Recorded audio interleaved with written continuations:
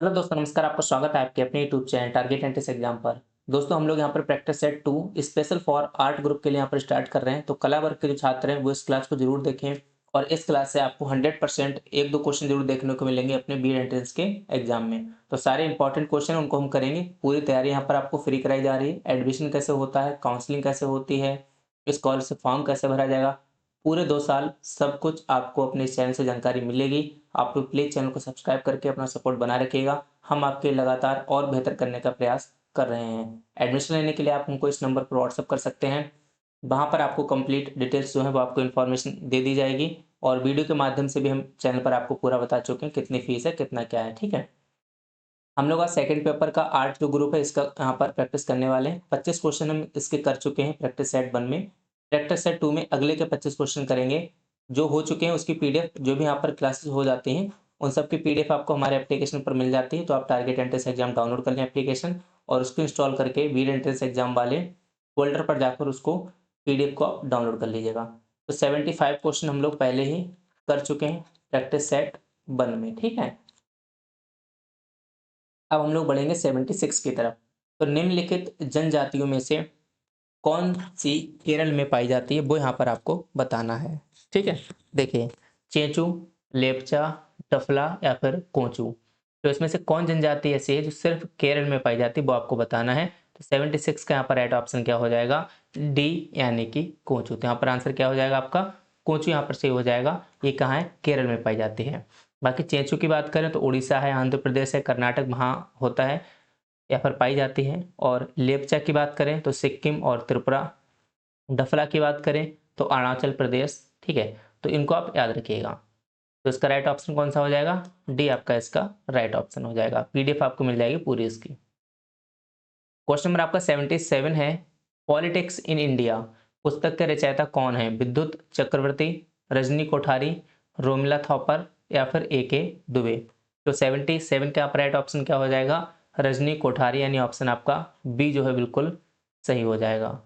फिर यहाँ पर क्वेश्चन नंबर आपका नेक्स्ट है, यानी कि 78 है, हड्डी से निर्मित आभूषण भारत में मध्य पाषाण काल के संदर्भ में प्राप्त हुए हैं। नाहर राय से या महदहा से, लेखिया से या फिर चौपनी मोंडो से।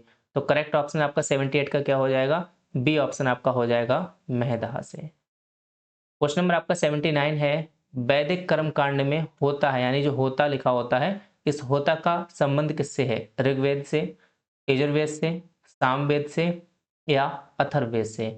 79 का राइट ऑप्शन आपका क्या हो जाएगा? होता का मतलब है कि कार्य देवताओं को यज्ञ में आहूत करना तथा जो ऋचा है उसको पाठ करते हुए स्तुति करना था। तो ये किसमें था? तो 79 का ऑप्शन आपका हो जाएगा ऋग्वेद, यानी कि ए ऑप्शन आपका बिल्कुल करेक्ट हो जाएगा। यानी वेद संबंधी कार्य करने वाला होता कहलाता था। फिर यहाँ पर क्वेश्चन नंबर आपका नेक्स्ट है, यानी कि 80 है, भारतीय राष्ट्रीय कांग्रेस का एकमात्र अधिवेशन जिसकी अध्यक्षता महात्मा गांधी जी ने की थी, कौन सा अधिवेशन था ये? इलाहाबाद का, बेलगांव का, गया का या फिर कराची का। तो आपको डेट नहीं भी याद होगी तब भी कोई दिक्कत नहीं है, क्योंकि चारों ऑप्शन अलग अलग हैं। तो इसका जो 80 का राइट ऑप्शन हो जाएगा सी, यानी बेलगांव अधिवेशन और 1924। ठीक है ना।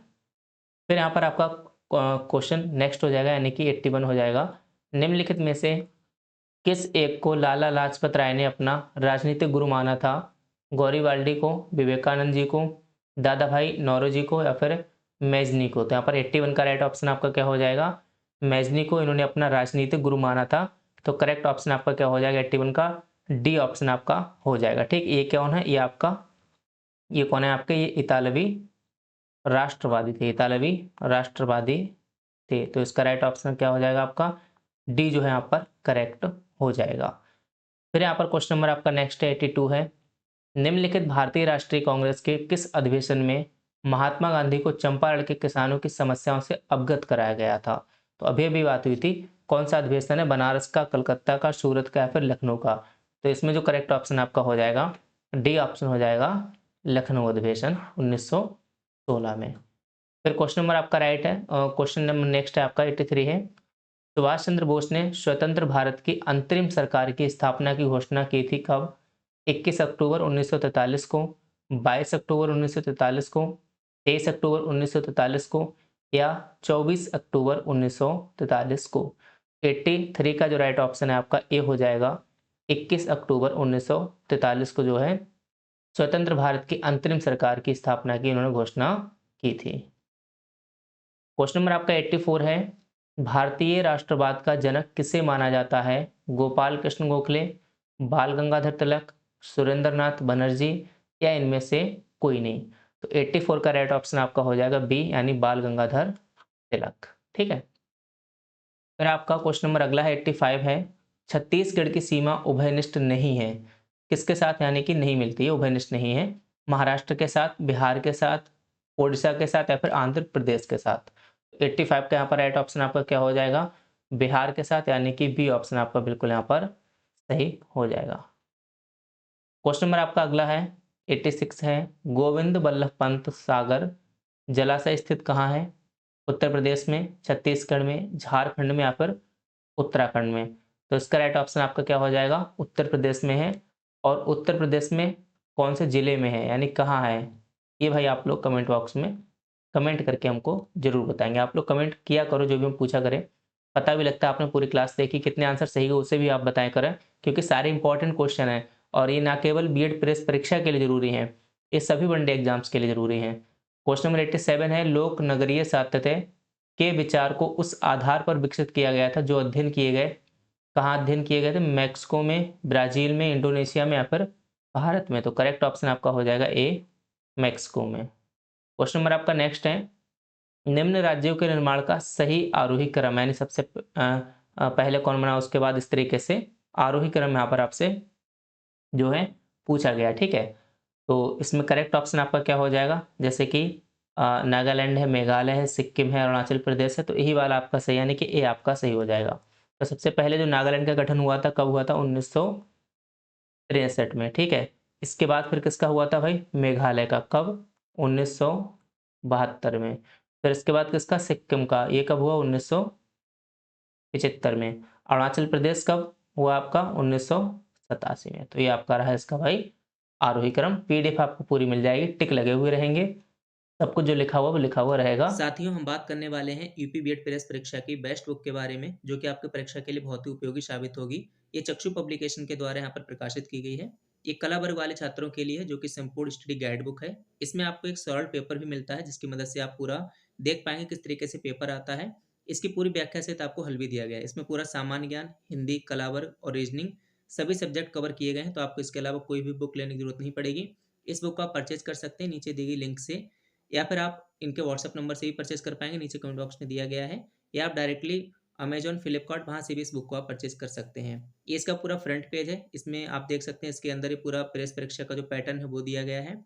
विषय सूची दी गई है, सामान्य ज्ञान है, हिंदी है, इंग्लिश है, आपका रीजनिंग है, कला वर्ग है। तो इसमें थ्योरेटिकल भी दिया गया है और थ्योरी के बाद क्वेश्चन भी दिए गए हैं। ये देखो मॉडल पेपर दिया गया है, और इस मॉडल पेपर का जो हल है पूरा यहाँ पर व्याख्या सहित हल बाद में दिया गया है, जिसकी मदद से आप अच्छे से समझ पाएंगे। ठीक है, और इसमें जो पूरा जो हम थ्योरी की बात कर रहे थे, इस तरीके से देखो यहाँ पर थ्योरी भी दी गई है। तो ये तो उनकी स्टडी गाइड बुक है, ये तो आपको लेनी ही लेनी है। और इसके साथ ही यहाँ पर जो इनका प्रैक्टिस सेट है वो भी आप लीजिएगा, क्योंकि प्रैक्टिस आपको पता है बहुत जरूरी होती है। तो यहाँ पर प्रैक्टिस सेट और स्टडी गाइड बुक दोनों को ही आप लीजिएगा। दोनों को लेने के लिए नीचे डिस्क्रिप्शन बॉक्स में हमने लिंक दे दी गई है, या फिर सीधे आप अमेजोन और फ्लिपकार्ट से भी इनको जो है ले सकते हैं। एप्लीकेशन को डाउनलोड कर लेना, वहाँ से आपको पूरी पीडीएफ मिल जाएगी। वाटर यानी prevention and control of pollution cess act लागू किया गया 1973 में, 75 में, 77 में या फिर 79 में? तो क्वेश्चन नंबर आपका 89 का सही हो जाएगा, ऑप्शन सी 1977 में जो है इसे लागू किया गया इस एक्ट को। फिर क्वेश्चन नंबर आपका नेक्स्ट है, मूंगफली मुख्य फसल है कहाँ की? जॉर्जिया की, गोम्बिया की, घाना की या फिर ग्वाटेमाला की? तो क्वेश्चन नंबर आपका 90 का कौन सा आंसर सही हो जाएगा? बी हो जाएगा भाई, गोम्बिया की। ठीक है, मूंगफली जो है गैम्बिया की मुख्य फसल है। फिर यहाँ पर क्वेश्चन नंबर आपका 91 है, किस सिद्धांत पर जेट इंजन कार्य करता है? रैखिक संवेग संरक्षण पर, कोणीय संवेग संरक्षण पर, ऊर्जा संरक्षण पर या द्रव्यमान संरक्षण पर? 91 का ऑप्शन आपका ए हो जाएगा, रैखिक संवेग संरक्षण पर। क्वेश्चन नंबर यहाँ पर आपका 92 है, निम्न में से किस कोशिकांग को कोशिका का पावर हाउस कहते हैं? राइबोसोम, माइटोकॉन्ड्रिया, कोशिका झिल्ली या फिर सेंट्रोसोम? तो क्वेश्चन नंबर आपका 92 का राइट ऑप्शन कौन सा हो जाएगा? माइटोकॉन्ड्रिया यानी कि ऑप्शन बी बिल्कुल यहाँ पर सही हो जाएगा। क्वेश्चन नंबर आपका 93 है, निम्न में से आलू का कौन सा भाग खाने योग्य होता है? अच्छा क्वेश्चन है। तना, बीज, जड़ या फिर फल? भाई ये तो छोटा मोटा क्वेश्चन आप लोग बता ही देंगे। क्या हो जाएगा? तना, यानी कि ए ऑप्शन आपका सही हो जाएगा। जड़ तो नहीं बताया भाई किसी ने। ठीक है, 93 का ऑप्शन कौन सा हो जाएगा? ए वाला आपका सही हो जाएगा। 94 है, भारतवर्ष में प्रथम कृषि विश्वविद्यालय। भाई ऐसे क्वेश्चन याद रखा करो। ठीक है, प्रथम पूछा है। प्रथम कृषि विश्वविद्यालय की स्थापना कब हुई थी? 1955 में, 60 में, 65 में या फिर 70 में? तो ये पूरे भारत का प्रथम कृषि विश्वविद्यालय है और इसकी स्थापना हुई थी 1960 में। 1960 में हुई थी। और कहाँ हुई थी भाई? उत्तराखंड में। कहाँ हुई थी? उत्तराखंड के ऊधम सिंह नगर में। तो यहाँ पर क्वेश्चन नंबर आपका 94 का बी ऑप्शन करेक्ट हो जाएगा।